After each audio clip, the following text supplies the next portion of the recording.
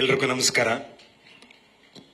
ನೆರೆದಿರುವಂತಹ ಮಾಧ್ಯಮ ಮಿತ್ರರು ಮತ್ತು ಎಲ್ಲ ಗಣ್ಯರಿಗೂ ನಮಸ್ಕಾರ. ಕೆಲವ್ರನ್ನ ದೂರದಿಂದ ನೋಡಿದಾಗ ಜಾಸ್ತಿ ಅಭಿಮಾನ ಇರುತ್ತೆ. ಅವ್ರನ್ನ ಮುಖತಃ ಭೇಟಿ ಆದ್ಮೇಲೆ ಅವರ ನಡವಳಿಕೆಗಳಿಂದ ಸ್ವಲ್ಪ ಅಭಿಮಾನ ಕಮ್ಮಿ ಆಗುತ್ತೆ. ಇನ್ನ ಕೆಲವ್ರನ್ನ ದೂರದಿಂದ ನೋಡಿರ್ತೀವಿ, ಇಷ್ಟಪಟ್ಟಿರ್ತೀವಿ, ಒಂದು ತಕ್ಕ ಮಟ್ಟಿಗೆ ಅಭಿಮಾನನೂ ಇರುತ್ತೆ. ಆದ್ರೆ ಅವ್ರನ್ನ ಭೇಟಿ ಆದ್ಮೇಲೆ ಅವರ ನಡವಳಿಕೆ, ಅವ್ರು ಯಾವ ರೀತಿ ಇನ್ನೊಬ್ಬರನ್ನ ಭಾವಿಸ್ತಾರೆ, ಅದರಿಂದ ಅವ್ರ ಮೇಲೆ ಅಭಿಮಾನ ಜಾಸ್ತಿ ಆಗುತ್ತೆ. 2006 ಸೇವಂತಿ ಅಂತ ಒಂದು cinema, Vijay Raghavendra sir hero, Ramya madam heroine ಮತ್ತು ಕಲಾ ಸಾಮ್ರಾಟ್ ಎಸ್ ನಾರಾಯಣ್ ಸರ್ ನಿರ್ದೇಶಕರು. ಅದರ ಧ್ವನಿ ಸುರುಳಿ ಬಿಡುಗಡೆ ಒಂದು ಕಾರ್ಯಕ್ರಮ. ನನಗವಾಗ 10 ವರ್ಷ ವಯಸ್ಸು. ಹೋಗಿದ್ದೆ, ಒಬ್ರು ಸ್ಟಾರ್ ನಟರು ಬಂದಿದ್ರು, ನನ್ನ ಕುಟುಂಬದ ಜೊತೆ ಹೋಗಿದ್ದೆ. ಅವ್ರ ಜೊತೆ ಒಂದು ಫೋಟೋ ತೆಗೆಸ್ಕೋಬೇಕಲ್ಲ ಅಂತ ಕೇಳಿದೆ. ಹೇಗೋ ಮಾಡಿ ಕರ್ಕೊಂಡು ಹೋದ್ರು. ಅವ್ರನ್ನ ಫೋಟೋ ಅಂತ ಕೇಳಿದ್ಕೆ, ಏನ್ ಮಾಡ್ತಿದ್ಯಮ್ಮ, ಏನು ಎತ್ತಂತ ಏನೋಗ್ತಿದ್ಯಾ ಎಲ್ಲ ಕೇಳಿ ತೊಡೆ ಮೇಲೆ ಕೂರಿಸ್ಕೊಂಡು, ನಾನು ಯಾರು ಏನು ಅಂತ ಗೊತ್ತಿಲ್ಲ, ತೊಡೆ ಮೇಲೆ ಕೂರಿಸ್ಕೊಂಡು ಫೋಟೋ ಕೊಟ್ರು. ಅದೇ ನಮ್ಮ ಸ್ಯಾಂಡಲ್ವುಡ್ ಕಿಂಗ್ ಶಿವಣ್ಣ. ಅವತ್ತು ನಾನು ಅಭಿಮಾನಿ ಆಗಿದ್ದು. ಅವತ್ತು, ಅದಕ್ಕಿಂತ ಮುಂಚೆ ಅಫ್ಕೋರ್ಸ್ ನಾನು ಸಿನಿಮಾಗಳಲ್ಲಿ ನೋಡಿದ್ದೆ, ಅವ್ರ ನಟನೆ, ಅವ್ರ ಹಾಡು, ಅವ್ರ ನೃತ್ಯ, ಅದೆಲ್ಲದೂ ಇಷ್ಟಪಟ್ಟಿದ್ದೆ. ಆದ್ರೆ ಒಬ್ಬ ಅಭಿಮಾನಿ ಅಂತ ಆಗಿದ್ದು ಅವ್ರು ಯಾವ ರೀತಿ, ನಾನು ಯಾರು ಏನು ಎತ್ತ ಅಂತ ಗೊತ್ತಿಲ್ಲದೆ ಇದ್ರು ಕೂಡ ಅವತ್ತು ನನ್ನ ಜೊತೆ ಯಾವ ರೀತಿ ನಡ್ಕೊಂಡ್ರು, ಅವತ್ತು ನಾನು ಅವ್ರಿಗೆ ಅಭಿಮಾನಿ ಆದೆ. ಅದಾದ ನಂತರ 2014-15 ನಾನು ಬ್ರಿಟನ್ ನಲ್ಲಿ ಲಾ ಓದಬೇಕಾದ್ರೆ ಏರ್ಪೋರ್ಟ್ ನಲ್ಲಿ ನೋಡಿದೆ, ಅವರು ದುಬೈಗೆ ಹೊರಟಿದ್ರು. ನಾನು ಆ ಚಿಕ್ಕ ವಯಸ್ಸಿನ ನೆನಪು ಹೊಡೋದು. ಮತ್ತೆ ನಾನು ಹಣ ಒಂದು ಫೋಟೋ ಅಂತ ಕೇಳಿದೆ. ಒಂದೇ ನಿಮಿಷ ನಮ್ಮ ಬರ್ತೀನಿ, ಬ್ಯಾಗ್ ಡ್ರಾಪ್ ಮಾಡಿ ಬರ್ತೀನಿ ಅಂತ ಲಗೇಜ್ ಡ್ರಾಪ್ ಮಾಡಿ ಬಂದು ಫೋಟೋ ಕೊಟ್ಟೋದ್ರು. ಅವತ್ತು ಗೊತ್ತಿಲ್ಲ ಅವ್ರಿಗೆ ನಾನು ಯಾರು ಏನು ಎತ್ತ ಏನು ಐಡಿಯಾ ಇಲ್ಲ. ಅಷ್ಟು ಬ್ಯುಸಿ ಮಧ್ಯೆ ಕೂಡ ಬಂದು ಫೋಟೋ ಕೊಟ್ಟೋದ್ರು. ಅದಾದ್ಮೇಲೆ 2016 ಶಿವಲಿಂಗ ಸಿನಿಮಾ ಲಂಡನ್ ನಲ್ಲಿ ಬಿಡುಗಡೆ ಆಗಿತ್ತು. ಅವ್ರ ಕುಟುಂಬ ಸಮೇತರಾಗಿ ಅವತ್ತು ಬಂದಿದ್ರು. ಅವತ್ತು ಸುಮಾರು 100 ಜನ ಕನ್ನಡಿಗರು ಎಲ್ಲ ಸೇರಿದ್ರು. ನಾನು ಅವತ್ತು ಗಮನಿಸಿದ್ದೇನೆಂದ್ರೆ, ಅಷ್ಟು ಜನಕ್ಕೆ ತಾಳ್ಮೆಯಿಂದ ಪ್ರತಿಯೊಬ್ಬರಿಗೂ ಫೋಟೋ ಕೊಟ್ರು, ಪ್ರತಿಯೊಬ್ಬರಿಗೂ ಕೊಟ್ರು. ನಾನು ಅವತ್ತು ಅನ್ಕೊಂಡೆ, ನಿಜವಾಗ್ಲೂ ಚಿತ್ರರಂಗಕ್ಕೆ ಬರುವಂತಹ ನಟರಿಗೆ ಇಂಥವ್ರಲ್ವೇನಪ್ಪ ನಮಗ್ ಮಾದರಿ ಆಗ್ಬೇಕಿರೋರು. ಈ ತರ ನಡವಳಿಕೆ ಅಲ್ವಾ ಎಲ್ಲರೂ ಇಂಬೈಬ್ ಮಾಡ್ಕೋಬೇಕಾಗಿರುವಂತದ್ದು, ಅಳವಡಿಸ್ಕೋಬೇಕಾಗಿರುವಂತದ್ದು. ಅಣ್ಣವ್ರು ಹಂಗಿದ್ರು ಹಿಂಗಿದ್ರು ಅಂತ ಎಲ್ಲರೂ ಹೇಳದ್ ಕೇಳಿದೀವಿ. ನಾವು ಅಣ್ಣವ್ರನ್ನ ನೋಡಿಲ್ಲ, ನಾನ್ ನೋಡಕ್ ಆಗ್ಲಿಲ್ಲ, ನಮ್ ಜನರೇಷನ್ ನಾವು ನೋಡಕ್ ಆಗ್ಲಿಲ್ಲ. ಆದ್ರೆ ಶಿವಣ್ಣನ್ ನೋಡಿದಾಗ ಬಹುಶಃ ಅಣ್ಣವರು ಹಿಂಗೆ ಇದ್ರೇನೋ ಅಂತ ನಾವು ಭಾವಿಸ್ಬೋದು. ಯಾಕೆಂದ್ರೆ ಬರುವಂತ ನಮ್ಮಂತ ಯುವ ನಟರಿಗೆ, ಹೊಸಬರಿಗೆ ಯಾವ ರೀತಿ ನಡ್ಕೋಬೇಕು, ಜನರ ಹತ್ರ ಯಾವ ರೀತಿ ನಡ್ಕೋಬೇಕು, ಯಾರೋ ಒಂದು ಫೋಟೋ ತೆಗೆಸ್ಕೊಳಕ್ ಬಂದವ್ರ ಹತ್ರ ಯಾವ ರೀತಿ ನಡ್ಕೋಬೇಕು, ಯಾರೋ ಅಭಿಮಾನಿಗಳು ಇಷ್ಟಪಡುವಂತವ್ರು ಬಂದಾಗ ಅವ್ರನ್ನ ಯಾವ ರೀತಿ ನಾವು ನಡೆಸ್ಕೋಬೇಕು. ಇವತ್ತು ಅಪ್ಪು ಸರ್ ನಮ್ ಜೊತೆ ಇಲ್ಲ. ಅವ್ರು ಯಾವ ಕಾರಲ್ಲಿ ಓಡಾಡ್ತಿದ್ರು, ಎಂತ ಮನೇಲಿದ್ರು, ಏನ್ ಐಷಾರಾಮಿ ಜೀವನ ನಡೆಸ್ತಿದ್ರು, ಇದು ಯಾವುದು ನೆನಪಿಲ್ಲ ನಮ್ಗೆ. ನಾವು ಅವ್ರನ್ನ ಭೇಟಿ ಆದಾಗ ನಮ್ಮನ್ನ ಯಾವ ರೀತಿ ನಡೆಸ್ಕೊಂಡ್ರು ಅನ್ನೋದು ಒಂದೇ ನೆನಪಲ್ಲಿರೋದು. ಅದು ಒಂದೇ ನೆನಪಲ್ಲಿರೋದು, ಅದು ಒಂದೇ ಉಳಿಯೋದು ಕೂಡ, ಅದು ಒಂದೇ ಉಳಿಯೋದು ಕೂಡ.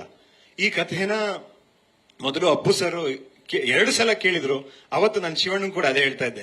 ಅವತ್ತು ಕಥೆ ಕೇಳಿದಾಗ ಕೂಡ ಅಪ್ಪು ಸರ್ ಒಂದು ಮಾತು ಹೇಳಿದ್ರು, ಇದೊಂದು ಕಲ್ಟ್ ಸಿನಿಮಾ ಇದ್ದಂಗಿದೆಯಮ್ಮ, ನಮ್ಮ ಸೌತ್ ಇಂಡಿಯಾದಲ್ಲಿ ಯಾರು ಮಾಡಿಲ್ಲ ಅಂತ ಹೇಳ್ತಾ ಇದ್ರು. ನಾವು ಕ್ಲೈಮ್ಯಾಕ್ಸ್ ಸಿನಿಮಾದ ಕಂಠೀರವದಲ್ಲಿ ಕ್ಲೈಮ್ಯಾಕ್ಸ್ ಚಿತ್ರೀಕರಣ ಸಂದರ್ಭದಲ್ಲೂ ಕೂಡ ಶಿವಣ್ಣ ಸೆಟ್ಗೆ ಬಂದಿದ್ರು. ನಮ್ಮ ನಿರ್ದೇಶಕರಾದಂತ ಸಿಂಪಲ್ ಸುನಿ ಸರ್ ಡಿಕೆಡಿದು ಏನೋ ಒಂದು ಕಾರ್ಯಕ್ರಮ ನಡೀತಾ ಇತ್ತು ಅಂತ ಹೇಳಿ ಅಲ್ಲಿ ಶಿವಣ್ಣ ಇದ್ರು ಅಂತ ಹೇಳಿ ಹೋಗಿ ಕರೆದು ಬಂದಿದ್ರು. ಶಿವಣ್ಣ ಯಾವಾಗ ಬರ್ತಾರೆ ನಮಗ್ ಗೊತ್ತಿಲ್ಲ, ಇವ್ರು ಕರೆದು ಬಂದಿದ್ದಾರೆ, ನಮ್ಮ ಪಾಡಿ ನಾವು ಶೂಟಿಂಗ್ ಮಾಡ್ತಾ ಇದೀವಿ. ಅವ್ರು ಒಬ್ರಿಗೂ ಹೇಳದಲೆ ಜೊತೆಲಿ ಒಬ್ಬರೇ ಸಿಂಗಲ್ ಆಗಿ ಅವ್ರ ಜೊತೆ ಒಬ್ರು ಅಸಿಸ್ಟೆಂಟ್ ಕರ್ಕೊಂಡು ಹೋಗಿ ಒಂದ್ ಸೈಲೆಂಟ್ ಆಗಿ ಯಾವ್ದೋ ಮೂಲೆಯಲ್ಲಿ ನಿಂತ್ಕೊಂಡು ಶೂಟಿಂಗ್ ನೋಡ್ತಾ ಇದಾರೆ. ನಮಗ್ ಗೊತ್ತೇ ಇಲ್ಲ, ಅವ್ರು ಬಂದ್ 5-6 ನಿಮಿಷ ಮೇಲಾಗ್ಬಿಟ್ಟಿದೆ. ಆಮೇಲೆ ಶಿವಣ್ಣ ಬಂದ್ರು ಅಂತ ಎದ್ದು ಬಿದ್ದು ಅಂತ ಎಲ್ಲ ಹೋದ್ವಿ. ಅವತ್ತು ಕೂಡ ಸಿನಿಮಾದ ಫುಟೇಜ್ಗಳು, ರಶಸ್ಗಳೆಲ್ಲ ನೋಡಿ ಅವರು ತುಂಬಾ ಚೆನ್ನಾಗಿದೆ, ಒಂದು ಅಗ್ಳು ನೋಡಿದ್ರೆ ಸಾಕು ಗೊತ್ತಾಗುತ್ತೆ ಅನ್ನ ಬೆಂದಿದ್ಯೋ ಇಲ್ವೋ ಅಂತ. ಹಂಗೆ ಇಷ್ಟು ನೋಡಿದ್ರೆ ಗೊತ್ತಾಗುತ್ತೆ ಸಿನಿಮಾ ಒಂದ್ ಬಹಳ ಟೇಸ್ಟ್ಫುಲ್ ಆಗಿ ಮಾಡಿದೀರಾ ಅಂತ. ಮೊದಲನೇ ಸಿನಿಮಾದ ನಟ ಅಂತ ಅನ್ನಿಸ್ತಿಲ್ಲ ಅಂತಾನು ಅವತ್ತು ಹೇಳಿದ್ರು. ಮತ್ತೆ ಅವ್ರಿಗೆ ಶೋ ರೀಲು ಮತ್ತೆ ಬೇರೆ ಬೇರೆ ತೋರಿಸಿದಾಗ್ಲೂ ಹೇಳಿದ್ರು, ಪಾಪ ಈಗ್ಲೂ ಅದೇ ಹೇಳ್ತಾ ಇದ್ರು. ಬಹಳ ಖುಷಿ ಆಗುತ್ತೆ. ನಮ್ಮ ಪೀಳಿಗೆಗೆ ಯಾರನ್ನೋ ಒಬ್ರನ್ನ ನೋಡ್ಬೋದು, ನೋಡಿ ಈ ತರ ಇರ್ಬೇಕಪ್ಪ ಅಂತ ತೋರ್ಸೋದಕ್ಕೆ ಒಂದು ಫಿಗರ್ ಇದೆ ನಮ್ಮಲ್ಲಿ ಅಂತ ಹೇಳೋದಕ್ಕೆ ಬಹಳ ಖುಷಿ ಆಗುತ್ತೆ. ಮುಖ್ಯವಾಗಿ ಆಕ್ಚುಲಿ ನನ್ನ ಮಾತುದ್ದಕ್ಕೂ ಶಿವಣ್ಣ ಅಣ್ಣ ಅಣ್ಣ ಅಂತ ಹೇಳ್ತಾ ಇದ್ದೀನಿ. ಬಟ್ ತಮಾಷೆ ಏನು ಅಂದ್ರೆ, ಅವರ ಹುಟ್ಟಿದ ದಿನ 12 ಜುಲೈ 1962. ನಮ್ಮ ತಂದೆಯವರ ಹುಟ್ಟಿದ ದಿನ 13 ಜುಲೈ 1962. ಒಂದಿನ ನಮ್ಮ ತಂದೆಯವರೇ ಚಿಕ್ಕವರು. ಯಾಕೆ ಹೇಳಿದೆ ಅಂದ್ರೆ, ನಮಗೆ ತಂದೆ ಸಮಾನರು, ಆದ್ರೆ ಪಕ್ಕದಲ್ಲಿ ನಿಲ್ಸಿದ್ರೆ ಅಣ್ಣ ಅಂತ ಹೇಳ್ಬೇಕು ಅನ್ಸುತ್ತೆ. ಅವ್ರು ಇವತ್ತಿಗೂ ಅದೇ ಎನರ್ಜಿ. ಅದು ಯಾವ ರೀತಿ ಅವರು ಮೇಂಟೈನ್ ಮಾಡಿದಾರೆ ಗೊತ್ತಿಲ್ಲ.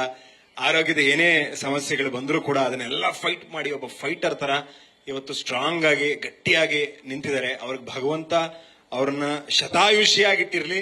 ಅವ್ರು ಹೀಗೆ ಚಿಕ್ಕವ್ರನ್ನ, ದೊಡ್ಡವ್ರನ್ನ, ಹೊಸಬ್ರನ್ನ ಎಲ್ಲರನ್ನೂ ಆಶೀರ್ವಾದ ಮಾಡ್ತಾ ಅವ್ರು ಶತಾಯುಷಿಯಾಗಿರ್ಲಿ ನಮ್ಮ ಮಧ್ಯೆ ಅಂತ ನಾವು ಆಶಿಸ್ತೀವಿ. ಮುಖ್ಯವಾಗಿ ನಾನು ಸಿನಿಮಾ ಬಗ್ಗೆ ಯಾವಾಗಲೂ ಮಾತಾಡ್ತಾ ಹೇಳ್ತಾ ಇರ್ತೀನಿ, ಸಿನಿಮಾ ಅಂದ್ರೆ ನನಗೆ ಮ್ಯಾಜಿಕ್ ಅಂತ ಅನಿಸ್ತಿತ್ತು ಚಿಕ್ಕ ಹುಡುಗ ಇದ್ದಾಗಿಂದ. ಅಲ್ಲಿ ಪರದೆ ಮೇಲೆ ಅಣ್ಣವರು ಹಾಡ್ತಿದ್ರೆ, ಓ ನಿಜ ಹಾಡ್ತಿದಾರ ಅವರು ಅಂತ ಅನ್ಕೊಂತ ಇದ್ದೆ. ಅವ್ರ ಹತ್ರ ನಾನೆಲ್ಲ ಹೇಳ್ತಾ ಇದ್ದೆ. ಅಲ್ಲಿ ಯಾರೋ ಒಂದು ಸಾಯೋ ಪಾತ್ರ ಮಾಡ್ತಿದ್ರೆ ಇಲ್ಲಿ ನಮಗ್ ಕರಳು ಕಿತ್ತು ಬರೋದು. ಸೊ ಇದೆಲ್ಲ ನನಗೆ ಮ್ಯಾಜಿಕ್ ತರ ಕಾಣ್ತಾ ಇತ್ತು. ಆದ್ರೆ ನನ್ನ ಜೀವನದಲ್ಲೂ ಒಂದು ಮ್ಯಾಜಿಕ್ ನಡೆದಿದೆ. ಇವತ್ತು ನನ್ನ ಜೀವನದಲ್ಲೂ ಒಂದು ಮ್ಯಾಜಿಕ್ ನಡೆದಿದೆ ಅಂತ ಹೇಳೋದಕ್ಕೆ ಬಹಳ ಖುಷಿ ಆಗುತ್ತೆ. ಸಿಂಪಲ್ ಸುನಿ ಸರ್ ಒಬ್ಬ 10 ಚಿತ್ರಗಳ ನಿರ್ದೇಶನ ಮಾಡಿರುವಂತಹ ಒಬ್ಬ ನಿರ್ದೇಶಕರು ತನ್ನ ಜೀವನದ ಕನಸಿನ ಕೂಸು ಗತವೈಭವ, ನನ್ನ ಡ್ರೀಮ್ ಪ್ರಾಜೆಕ್ಟ್ ಅಂತ ಅವ್ರು ಬಂದು ಹೇಳ್ತಾರೆ. 19 ಸಿನಿಮಾ 3 ಬೇರೆ ಭಾಷೆಗಳಲ್ಲಿ ಮಾಡಿರುವಂತಹ ಆಶಿಕಾ ರಂಗನಾಥ್ ಅಂತ ಒಬ್ಬ ನಟಿ. ನಾನು ಮೊದಲನೇ ಸಿನಿಮಾದಲ್ಲಿ ಅವ್ರ ಜೊತೆ, ಅವರ 19 ಸಿನಿಮಾದ ಅನುಭವದ ಜೊತೆ ಅವ್ರ ಜೊತೆ ನಾನು ಕೆಲಸ ಮಾಡುವಂತ ಅವಕಾಶ. ಅದೇ ರೀತಿ 28 ಚಿತ್ರಗಳಲ್ಲಿ ಸಂಗೀತ ಸಂಯೋಜನೆ ಮಾಡಿರುವಂತಹ ಸಂಗೀತ ನಿರ್ದೇಶಕರಾದಂತಹ ಜೂಡಾ ಸ್ಯಾಂಡಿ ಸರ್, ವಿಲಿಯಂ ಡೇವಿಡ್ ಸರ್, ಎಂತೆಂತ ಚಿತ್ರಗಳು ಕೊಟ್ಟಿರುವಂತ ಛಾಯಾಗ್ರಾಹಕರು. ಕೆಡಿ ಮುಂದೆ ಅವ್ರ ಕೆಡಿ ಚಿತ್ರ ಕೂಡ ಬರ್ತಾ ಇದೆ. ಈ ಹಿಂದೆ ವಿಕ್ರಾಂತ್ ರೋಣ, ರಂಗಿತರಂಗ, ರಾಜರಥ ಅಂತ ಸಿನಿಮಾಗಳು ಮಾಡಿದ್ದಾರೆ. ನಮ್ಮ VFX ಸೂಪರ್ವೈಸರ್, ಆಶ್ಚರ್ಯ ನೋಡಿ, ಒಬ್ಬ ರಾಧೇಶ್ಯಾಮ್, ಒಂದು ಪುಷ್ಪ ಅಂತ ಚಿತ್ರಗಳನ್ನ ಮಾಡಿರುವಂತ VFX ಅವರು ನಮ್ಮ ಕನ್ನಡದ ಗತವೈಭವ ಚಿತ್ರ ಮಾಡ್ತಾ ಇದ್ದಾರೆ. ಇದೆಲ್ಲ ಒಂದು ಮ್ಯಾಜಿಕ್ ಅಲ್ಲ, ನಾವ್ ಅನ್ಕೊಳಕ್ ಆಗತ್ತಾ? ಇದೆಲ್ಲ ಒಂದು ಮ್ಯಾಜಿಕ್. ಇವತ್ತು ನನ್ನ ಜೀವನದಲ್ಲೂ ಒಂದು ಮ್ಯಾಜಿಕ್ ನಡೆದಿದೆ. ನಾನು ಚಿಕ್ಕ ವಯಸ್ಸಿಂದ ನನ್ನ ಎದುರುಗಡೆ ಮನೆಯವರು ದೀಪಣ್ಣ, ನಮ್ಮ ನಿರ್ಮಾಪಕರು, ನನ್ನನ್ನ ಸಿನಿಮಾ ಬೇಡ ಗುರು, ನೀನ್ ಬೇರೆ ಏನಾದ್ರು ಮಾಡು, ನೀನ್ ಬೇರೆ ಏನ್ ಮಾಡಿದ್ರು ಚೆನ್ನಾಗಾಗ್ತೀಯ, ಸಿನಿಮಾ ಸುಲಭ ಅಲ್ಲ, ಯಾವ್ದು ದೊಡ್ಡ ಕುಟುಂಬದವ್ರಿಗೆ ಓಕೆ, ನಮ್ಮಂತವ್ರಿಗೆಲ್ಲ ಆಗಲ್ಲಪ್ಪ, ಬೇಡ ಅಂತ ನನ್ನನ್ನ ಸಿನಿಮಾ ತಪ್ಸಕ್ಕೋಸ್ಕರ ನನ್ನ ಜೊತೆ ಓಡಾಡೋರು. ಸಿನಿಮಾ ಮಾಡ್ಬೇಡ ಅಂತ ಹೇಳಕ್ ನನ್ನ ಜೊತೆ ಓಡಾಡೋರು ಒಂದಷ್ಟು ದಿನ. ಅದಾದ್ಮೇಲೆ ಅವರೇ ಇವತ್ತು ನಮ್ ಜೊತೆ ನಿಂತು ನಿರ್ಮಾಪಕರಾಗಿ ನನ್ ಬೆನ್ನೆಲುಬಾಗಿ ನಿಂತ್ಕೊಳ್ಳೋದಂದ್ರೆ ಏನು. ಈ ರೀತಿ ವರ್ಷಿಣಿ ಅವರು ನಿಜವಾಗ್ಲೂ ಕಾಸ್ಟ್ಯೂಮ್ಸ್ ಇವತ್ತು ಏನಾದ್ರೂ ಒಂದಷ್ಟು ಅಥೆಂಟಿಸಿಟಿ ಕಾಣ್ತಿದೆ ನಾವು ಹಾಕಿರುವಂತ ಉಡುಪುಗಳಲ್ಲಿ ಅಂತಂದ್ರೆ ಅದರಲ್ಲಿ ಸ್ಟೈಲಿಸ್ಟ್ ವರ್ಷಿಣಿ ಅವ್ರದ್ದು ಪಾತ್ರ ತುಂಬಾ ದೊಡ್ಡದಿದೆ. ನಮ್ ದಯಣ್ಣ ಅವ್ರ ಪಾತ್ರ ಇದೆ. ಆಮೇಲೆ ಈ ಒಂದು ಭಾಗದ ಚಿತ್ರೀಕರಣ ಸಂದರ್ಭದಲ್ಲಿ ನನ್ನ ತಂಡಕ್ಕೆ ನಿಜವಾಗ್ಲೂ ಧನ್ಯವಾದ ಹೇಳ್ಬೇಕು. ಪ್ರತಿಯೊಬ್ರು ಅವ್ರ ಕೆಲಸ ಬಿಟ್ಟು ಇನ್ನೆಲ್ಲ ಎಕ್ಸ್ಟ್ರಾನು ಮಾಡಿದ್ದಾರೆ. ನಮ್ಮ ನಿರ್ಮಾಪಕರು ಒಂದು ಪಾಯಿಂಟ್ ಅಲ್ಲಿ ನಾವು ಅಲ್ಲಿ ನಮಗ್ ಮ್ಯಾನೇಜರ್ ಸಿಗ್ತಿರಲಿಲ್ಲ. ನಾವು ಒಂದು ಸಣ್ಣ ಒಂದು ದ್ವೀಪದಲ್ಲಿ ಹೋಗಿ ಚಿತ್ರೀಕರಣ ಮಾಡಿ ಬಂದಿರೋದು. ಅವ್ರು ಹೋಗಿ ಒಂದು ಡ್ರೈವರ್ ಕೆಲಸನೂ ಮಾಡ್ಬಿಟ್ಟಿದ್ದಾರೆ. ಇಂಥ ಕೆಲಸ ಅಂತ ಬಿಟ್ಟಿಲ್ಲ. ಆಶಿಕಾ ಅವರು ಚಿತ್ರದ ನಾಯಕ ನಟಿ ಅಲ್ದಲೆ ಒಂದು ಅಸಿಸ್ಟೆಂಟ್ ಡೈರೆಕ್ಟರ್ ಆಗಿ, ಡ್ಯಾನ್ಸ್ ಅಸಿಸ್ಟೆಂಟ್ ಕೊರಿಯೋಗ್ರಾಫರ್ ಆಗಿ ಎಲ್ಲಾ ತರನು ಅವರು ಪಾತ್ರ ನಿರ್ವಹಿಸಿದ್ದಾರೆ. ಭೂಷಣ್ ಮಾಸ್ಟ್ರು ಅವರೊಬ್ಬರ ಅಸಿಸ್ಟೆಂಟ್ ಇರದಂಗೆ ಬಂದು ಮಾಡಿ ಅವರು ಕಷ್ಟ ಪಾಪ. ಅಲ್ಲಿ ಪೋರ್ಚುಗಲ್ ಅಲ್ಲಿ ಪಾಪ ಅವ್ರಗಳಿಗೆ ಇಂಗ್ಲಿಷ್ ಬರೋದು ಅಷ್ಟರಲ್ಲೇ ಇದೆ, ನಮ್ಗಳಿಗೆ ಯಾರಿಗೂ ಪೋರ್ಚುಗೀಸ್ ಬರಲ್ಲ. ಸೊ ಅದೊಂದು ರೀತಿ ಒಂದು ಬೇರೆ ಒಂದು ಅನುಭವ. ನಮ್ಮ ಚಿರು ಕೂಡ ಒಂದು ಪಾತ್ರ ನಿರ್ವಹಿಸಿದ್ದಾರೆ, ತುಂಬಾ ಅಚ್ಚುಕಟ್ಟಾಗಿ ಮಾಡಿದ್ದಾರೆ. ಹೀಗೆ ಎಲ್ಲರ ಶ್ರಮ ಇದೆ. ನಾನು ಒಂದು ಘಟನೆನ ಈ ಸಂದರ್ಭದಲ್ಲಿ ಜ್ಞಾಪಿಸ್ಕೊಳಕ್ ಇಷ್ಟಪಡ್ತೀನಿ. 2018ರಲ್ಲಿ ನಾನು ಅಷ್ಟೊತ್ತಿಗೆ ಆಲ್ರೆಡಿ ನಾನು ಬೀದಿ ನಾಟಕ, ಡ್ರಾಮಾ, ಶಾರ್ಟ್ ಸಿನಿಮಾಗಳು ಮತ್ತು ಈ ಆಕ್ಟಿಂಗ್ ಇನ್ಸ್ಟಿಟ್ಯೂಟ್ ಈ ತರದ್ದೆಲ್ಲ ನಾನು ಮಾಡ್ತಾ ಇದ್ದೆ ಅಷ್ಟೊತ್ತಿಗೆ ಆಲ್ರೆಡಿ. ನಮ್ಮ ತಂದೆಯವ್ರ ಹತ್ರ ಈ ವಿಚಾರವಾಗಿ ಅವ್ರಿಗೆ ಇಷ್ಟ ಇರಲಿಲ್ಲ. ಆ ಸಂದರ್ಭದಲ್ಲಿ ಅವ್ರ ಸ್ನೇಹಿತರು ಎಲ್ಲರೂ ಒಮ್ಮೆ ಊಟಕ್ಕೆ ಸೇರಿದಾಗ, ಮಗ ಇಷ್ಟೆಲ್ಲ ಆಸೆ ಪಡ್ತಾನೆ, ಒಂದು ಸಿನಿಮಾ ಮಾಡಕ್ ಏನು ಅಂತ ಈ ತರ ಚರ್ಚೆ ಆಯ್ತು. ನಮ್ಮ ತಂದೆಯವ್ರು ಯಾವ್ದೋ 3 ಆಪ್ಷನ್ ಕೊಟ್ರು. ಈ ಮೂರು ಪ್ರೊಫೆಷನ್ ಬಿಟ್ಟು ಇನ್ ಬೇರೆ ಇನ್ನೇನೇ ಮಾಡಿದ್ರು ನಾನು ಸಪೋರ್ಟ್ ಮಾಡಲ್ಲ ಅಂತ ಇಂಡೈರೆಕ್ಟ್ ಆಗಿ ಸಿನಿಮಾಗೆ ನಂದಂತೂ ಸಪೋರ್ಟ್ ಇಲ್ಲ. ನಾನು ಅವತ್ತು ಅವ್ರಿಗೆ ಹೇಳಿದೆ, ಕಷ್ಟ ಅಂತ ಬಂದವ್ರು ಯಾರನ್ನೂ ನೀವು ಬರಿಗೆಯಲ್ಲಿ ಕಳಿಸಿಲ್ಲ, ಏನಾಗುತ್ತೋ ಸಹಾಯ ಮಾಡಿದಿರಾ. ಅವರೆಲ್ಲ ಹೋಗ್ಬೇಕಾರೆ ನಿನ್ ಹೆಂಡತಿ ಮಕ್ಳಿಗೆ ಒಳ್ಳೇದಾಗ್ಲಪ್ಪ ಅಂತ ಆಶೀರ್ವಾದ ಮಾಡಿದ್ದಾರೆ. ನಿಮ್ದು ಅಂತ ನನಗೇನು ದುಡ್ಡು ಬೇಡ, ಆ ಆಶೀರ್ವಾದ ಒಂದಿದೆ, ಅದ್ ನನ್ನ ಕಾಪಾಡ್ತೀನಿ, ನೀವು ನನ್ನ ಬಗ್ಗೆ ತಲೆ ಕೆಡ್ಸ್ಕೊಬೇಡಿ ಅಂತ ಅದು ಹೇಳಿ ಹೊರಟು ಬಂದೆ. ಬಹಳಷ್ಟು ದಿನ ನನ್ನ ಮನಸ್ಸಲ್ಲಿ ಒಂದು ನೋವು ಉಳ್ಕಂತು. ಯಾಕೆ ಒಂದ್ಸಲ ನೋಡ್ಬೋದಲ್ಲ, ಏನಕ್ಕೆ ಇವರು ಏಕಾಏಕಿ ತಿರಸ್ಕಾರ ಮಾಡೋದೇನಕ್ಕೆ? ನಾನು ಶ್ರಮ ಪಡ್ತಿರೋದು, ನಾನು ಬೀದಿ ನಾಟಕ ಮಾಡ್ತಿರೋದು, ಡ್ರಾಮಾ ಮಾಡ್ತಿರೋದು ಇವ್ರು ಕಾಣ್ತಿಲ್ವಾ? ಒಂದ್ಸಲ ನೋಡ್ಬೋದಲ್ಲ ಅಂತ ಅನ್ನಿಸ್ತಾ ಇತ್ತು. ಆದ್ರೆ ಅವತ್ತು ಬಹಳ ನೋನಲ್ಲಿ ಒಂದ್ಸಲ ನನ್ಗೇನ್ ಪ್ರೇರೇಪಣೆ ಆಯ್ತು ಗೊತ್ತಿಲ್ಲ, ನಾನು ಅಣ್ಣವ್ರ ಸಮಾಧಿಗೆ ಹೋದೆ. ಅಲ್ಲಿ ಎರಡು ವಿಚಾರ ನಾನು ತುಂಬಾ ಸೂಕ್ಷ್ಮವಾಗಿ ಗಮನಿಸಿದೆ. ಒಂದು, ಉದ್ದಕ್ಕೂ ಒಂದಷ್ಟು ಅವ್ರು ಮಾಡಿರುವಂತ ವೈವಿಧ್ಯಮಯವಾದಂತ ಪಾತ್ರಗಳದ ಪೋಸ್ಟರ್ಗಳನ್ನ ಹಾಕಿದ್ರು. ಮತ್ತು ಇನ್ನೊಂದಷ್ಟು ಆ ವ್ಯಕ್ತಿ ದೈಹಿಕವಾಗಿ ನಮ್ಮನ್ನ ಅಗಲಿ 12 ವರ್ಷ ಆದ್ಮೇಲೂ ಕೂಡ ಅಲ್ಲಿಗೆ ಜನ ಬರ್ತಾ ಇದ್ದಾರೆ, ಆಶೀರ್ವಾದ ತಗೊಂತ ಇದ್ದಾರೆ, ಅಲ್ಲಿ ಅವ್ರ ನಮಸ್ಕಾರಗಳನ್ನ ಸಲ್ಲಿಸ್ತಾ ಇದ್ದಾರೆ, ಅಲ್ಲಿ ಆಶೀರ್ವಾದ ಪಡ್ಕೊಂತ ಇದ್ದಾರೆ. ನಾನು ಎರಡು ವಿಚಾರ ಬಹಳ ಸೂಕ್ಷ್ಮವಾಗಿ ನನ್ನ ಮನಸ್ಸಲ್ಲಿ ಉಳ್ಕಂತು. ಒಂದು, ದೈಹಿಕವಾಗಿ ಆ ವ್ಯಕ್ತಿ ನಮ್ಮನ್ನ ಅಗಲಿ 12 ವರ್ಷ, ಅವತ್ತಿಗೆ 12 ವರ್ಷ ಆಗಿದ್ರು ಕೂಡ ಇವತ್ತಿಗೂ ಜನರ ಮನಸ್ಸಲ್ಲಿ ಅವ್ರು ಇದಾರಲ್ಲ. ಒಬ್ಬ ಕಲಾವಿದನಿಗೆ ಈ ಕರ್ನಾಟಕ ರಾಜ್ಯದ ಜನ ಯಾವ ರೀತಿ ಪ್ರೀತಿ ಕೊಡ್ತಾರೆ. ನೀವು ನಿಜವಾಗ್ಲೂ ಕಲಾ ಸರಸ್ವತಿನ ಪ್ರೀತಿಸಿ ನಿಮ್ಮನ್ನು ನೀವು ಅರ್ಪಿಸಿದ್ರೆ ಎಷ್ಟು ನಾವು ಪ್ರೀತಿಸ್ತೀವಿ ನೋಡಿ ಅಂತ ತೋರಿಸ್ಕೊಟ್ಟಿದ್ದಾರೆ ಕರ್ನಾಟಕದ ಜನ. ಆ ಪ್ರೀತಿಗಿಂತ ದೊಡ್ಡದು ಇನ್ಯಾವುದು ಸ್ಥಾನಮಾನ ಇನ್ನೊಂದು ಮತ್ತೊಂದು ಯಾವುದೂ ಇಲ್ಲ. ಅದೇ ಎಲ್ಲದಕ್ಕಿಂತ ದೊಡ್ಡದು ಅಂತ ಅನ್ನಿಸ್ತು. ಒಂದು. ಎರಡನೇದು, ಅವರು ಅಷ್ಟು ಪಾತ್ರಗಳು, ವೈವಿಧ್ಯಮಯವಾದಂತ ಪಾತ್ರಗಳ ಪೋಸ್ಟರ್ಗಳು ಅಂಟಿಸಿರೋದು ನೋಡಿ ಇನ್ನೊಂದೇನಿಸ್ತು ಅಂದ್ರೆ, ನಮಗ್ ಭಗವಂತ ಕೊಟ್ಟಿರೋದು ಒಂದೇ ಜನ್ಮ. ಈ ಒಂದು ಜನ್ಮದಲ್ಲಿ ಇಷ್ಟೋ ವೈವಿಧ್ಯಮಯವಾಗಿ ಬೇರೆ ಬೇರೆ ಜನ್ಮಗಳನ್ನ ನಾವು ತಾಳದಂಗೆ ನಾವು ಮಾಡಿರೋದು ಅಂದ್ರೆ ಬೇರೆ ಬೇರೆ ಕ್ಯಾರೆಕ್ಟರ್ಸ್. ಒಂದ್ ಕ್ಯಾರೆಕ್ಟರ್ ನಮ್ದು, ಬಟ್ ಬೇರೆ ಬೇರೆ ಕ್ಯಾರೆಕ್ಟರ್ಸ್ ಆಗಿ ನಾವು ಜೀವಿಸಿದೀವಲ್ಲ. ಒಬ್ಬ ಕಲಾವಿದನಾಗಿ ಇದಕ್ಕಿಂತ ಇನ್ನೇನ್ ಬೇಕಯ್ಯ, ಇದಕ್ಕಿಂತ ಇನ್ನೊಂದು ಯಾವುದೋ ಜನ್ಮದ ಸೌಭಾಗ್ಯ ಅಲ್ವಾ ಇದು ಅಂತ ಅನ್ನಿಸ್ತು.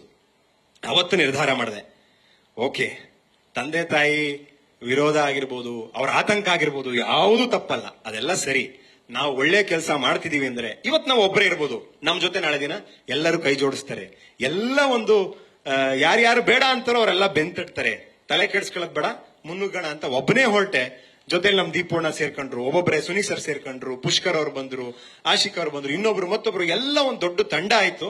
ಇವತ್ತು ಗತವೈಭವ ಆಗಿ ನಿಮ್ ಮುಂದೆ ನಿಂತಿದ್ದೀವಿ. ಇದು ನನ್ನ ಜೀವನದಲ್ಲಿ ಬಹಳ ಗಾಢವಾಗಿ ಉಳಿದಿರುವಂತ ಘಟನೆ ನಿಮ್ ಜೊತೆ ಹಂಚ್ಕೋಬೇಕು ಅನ್ಸ್ತು. ಈ ಘಟನೆಗೆ ಇಲ್ಲಿ ಶಿವಣ್ಣ ಕೂಡ ಇರೋದ್ರಿಂದ ಹೇಳೋದಕ್ಕೂ ಸೂಕ್ತ ಅಂತ ಅನ್ಸ್ತು, ಅದಕ್ಕೆ ಹೇಳಿದೆ. ಮುಖ್ಯವಾಗಿ ಈ ಕಾರ್ಯಕ್ರಮಕ್ಕೆ ಅವ್ರು ಎಷ್ಟೇ ಬಿಸಿ ಇದ್ರು ಕೂಡ, ಒತ್ತಡದಲ್ಲಿ ಇದ್ರು ಕೂಡ ಬಂದು, ನಾನು ಬಂದಿದ ತಕ್ಷಣ ಹೇಳಿದೆ, ಅಣ್ಣ ಬಂದ್ಬಿಟ್ಟಿದ್ದೀರಾ, 1 hour ನಮ್ ಜೊತೆ ಇರ್ಲೇಬೇಕು ನೀವು ಅಂತ. ಸೊ 1 ಗಂಟೆಗಿಂತ ಹೆಚ್ಚು ಸಮಯ ನಮ್ ಜೊತೆ ಅವ್ರು ಕಳೆದಿದ್ದಾರೆ. ಅವ್ರಿಗೆ ನಾನು ಹೃದಯಪೂರ್ವಕವಾಗಿ ಧನ್ಯವಾದ ಅರ್ಪಿಸ್ತೀನಿ. ನನ್ನ ಇಡೀ ತಂಡಕ್ಕೆ, ಅವರ ಕೆಲಸಗಳಿಗಿಂತ ಜಾಸ್ತಿ ಕೆಲಸ ಮಾಡಿದ್ದಾರೆ ಇಡೀ ತಂಡ. ಯಾರ್ದಾದ್ರೂ ಹೆಸರು ನಾನು ತಪ್ಪಿಸಿದ್ರೆ, ಮಿಸ್ ಮಾಡಿದ್ರೆ ದಯವಿಟ್ಟು ಕ್ಷಮಿಸಿ. ನನ್ನ ಇಡೀ ತಂಡಕ್ಕೆ ಧನ್ಯವಾದಗಳು. ಮತ್ತು ಈ ಕಾರ್ಯಕ್ರಮನ ಮೇಡಮ್ ತುಂಬಾ ಚೆನ್ನಾಗಿ ನಡೆಸ್ಕೊಡ್ತಿದ್ದೀರಾ. ನಮ್ಮ ಎಲ್ಲಾ ಕಾರ್ಯಕ್ರಮವನ್ನು ನೀವೇ ನಡೆಸ್ಕೊಡ್ತಿದ್ದೀರಾ, ತುಂಬಾ ಧನ್ಯವಾದಗಳು. ನಮ್ಮ ಮಾಧ್ಯಮ ಮಿತ್ರರು, ನಾನು ಹೊಸಬ, ನನ್ನ ಮಾತಲ್ಲಿ ಏನಾದ್ರು, ನನ್ನ ತೊದಲ ನುಡಿಯಲ್ಲಿ ಏನಾದ್ರೂ ತಪ್ಪಿದ್ರೆ ನೀವು ಕ್ಷಮಿಸಿ. ಎಲ್ರಿಗೂ ಧನ್ಯವಾದಗಳು.